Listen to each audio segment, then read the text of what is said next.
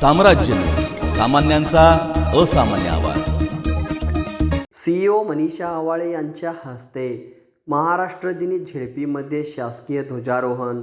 1 मे महाराष्ट्र दिनी सोलापूर जिल्हा परिषदेच्या मुख्य कार्यकारी अधिकारी मनीषा आवाळे यांच्या हस्ते छत्रपती शिवाजी महाराज उद्यानात शासकीय ध्वजारोहण करण्यात आले। यानंतर उपस्थितांनी तिरंग्यात मानवंदना दिली। यानंतर महाराष्ट्र गीत झाले। सीईओ मनीषा आवाळे यांनी सोलापूरकरांना महाराष्ट्र व कामगार दिनाच्या शुभेच्छा देताना महाराष्ट्र राज्य देशात विकासाच्या दिशेने प्रगतीपथावर असल्याचे सांगितले। त्यानंतर उपमुख्य कार्यकारी अधिकारी इशादीन शेळकंदे यांनी उपस्थितांना स्वच्छ वसुंधरेची शपथ दिली।